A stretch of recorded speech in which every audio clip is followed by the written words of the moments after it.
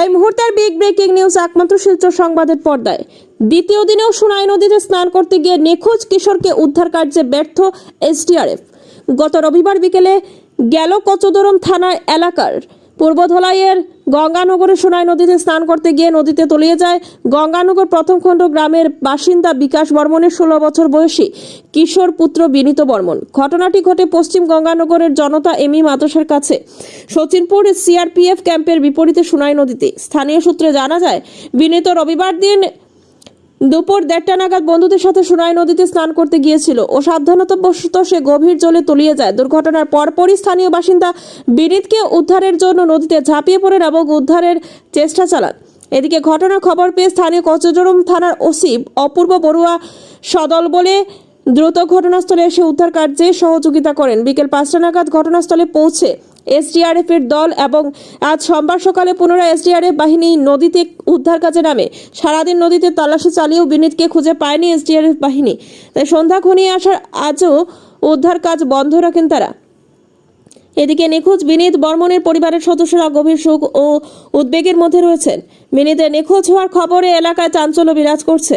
স্থানীয়রা আশা করছেন দ্রুত এসডিআরএফ বাহিনী বিনীতকে উদ্ধার করতে সম্ভব হবে। মর্মান্তিক একটি দুর্ঘটনা ঘটেছে এই সোনাই নদীতে। গতকালকে অনুমানিক 2টা নাগাদ প্রায় 4 জন শিশু আমাদের স্থানীয় গঙ্গানগরে বর্মন বস্তি থেকে এখানে এসে নদীতে স্নান করতে এসেছিল। তো দুর্ভাগ্যবশত একজন নদীতে সাঁতার না জানার সত্ত্বে ও ডুবে যায়। আর এই ঘটনার প্রেক্ষিতে এলাকা পুরো চাউর হয়ে গেছে। স্থানীয় কচুদরম পুলিশ প্রশাসন সহ এসডিআরএফের বাহিনী ব্যাপকভাবে অভিযান চালিয়েছে উদ্ধারের জন্য। একটা ছেলে এখানে বিনীত বর্মন নামের, বছর 16-17 হবে, ও জলের তলায় ডুবিয়ে গেছে।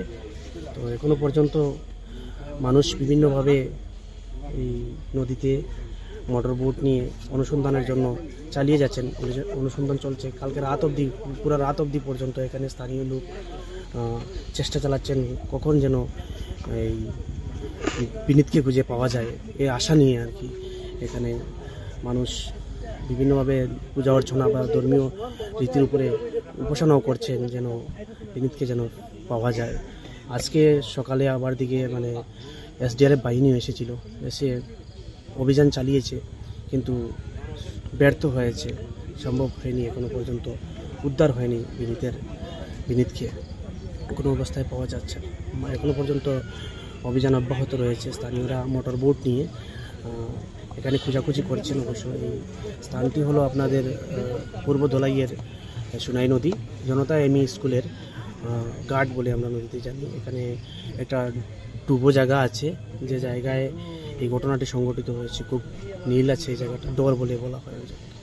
এবং বিশেষ করে বড় দুঃখজনক ঘটনা, একদম তরতাজা একটা কিশোর জলে তলিয়ে যাওয়ার ঘটনায় পুরো এলাকায় শোকের ছায়া নেমে এসেছে।